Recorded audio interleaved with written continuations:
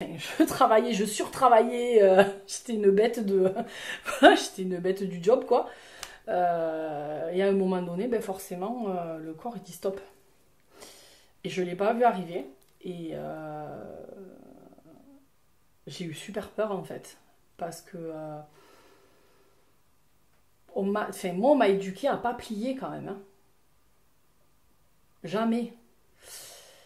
Et là, ben, j'ai plié. Mais j'ai pas plié volontairement. Enfin, je sais pas comment l'expliquer. C'est hyper particulier, ce genre de choses. Parce qu'en fait, on se sent, enfin, on sent qu'on part à la dérive, hein, quand même. On est plus tendu, on est plus...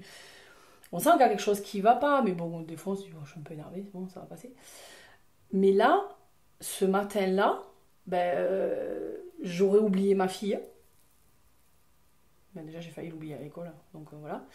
Mais voilà, j'aurais oublié ma fille et je suis arrivée au bureau. Alors moi qui connais tous les numéros de téléphone par cœur, tous les codes secrets par cœur, tous les trucs, blablabla. Je me suis retrouvée devant l'ordinateur et j'avais allumé, ça va, encore le bouton. Mais après, un blanc. Et je suis restée comme une crème devant mon écran. Et j'attendais que ça vienne en fait, mais ça venait pas.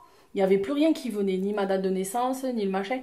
Quand j'ai retrouvé mes esprits, à ce moment-là, je me suis dit là, je pense que c'est trop et qu'il faut que tu rentres à la maison. Donc j'ai passé la journée la plus pourrie de ma vie. Ah, ça, c'est un souvenir. J'ai passé la journée la plus pourrie de ma vie et je suis rentrée chez moi, je suis allée direct chez le médecin. J'ai dit là, c'est plus possible. J'ai fondu en larmes, j'ai tout fait quoi. Bon, voilà. C'est le vrai décrochage du le truc qui a pété quoi, qui a complètement lâché. Et là, voilà, j'ai eu la raison de me dire stop. Et pendant 4 semaines, je suis restée enfermée chez moi. À voir personne, à parler à personne. C'était... Ouais. Alors le patron, il n'a pas compris, ben oui, c'est sûr, hein, parce que quand on donne, on donne, on donne, on donne, en fait, les gens, ils comprennent pas quand tu reprends. Et là, c'était violent. Pour lui comme pour moi, il y a pas, enfin, je veux dire, je le juge pas là-dessus, hein. Mais voilà, ça a été violent pour tout le monde, ça a été violent pour enfin, pour mon mari et ma fille aussi, hein, parce que j'ai fait un out, hein, je dis ouais les gars, à la maison, on n'est pas grave, fou. Bon ben voilà, après je suis remontée, je suis repartie encore mieux, mais ouais, c'est en fait c'est flippant quand tu maîtrises plus et que c'est ton corps, ton cerveau qui te disent bah ben là maintenant c'est fini. Est-ce que ce burn-out a eu une incidence sur ta façon de travailler par la suite? Alors au début oui, parce que j'ai essayé de respecter les horaires, de faire les pauses entre midi et deux et tout, machin. Et puis, chasse le naturel, il revient au galop. Tu, voilà. Par contre, maintenant, je fais attention. Il y a des choses que... Il y a des choses auxquelles je fais attention. Par exemple, d'avoir 2 téléphones. Un téléphone professionnel et un téléphone privé. Comme ça, là, je sais... Mais c'est pas le psy ou personne me l'a dit, ça.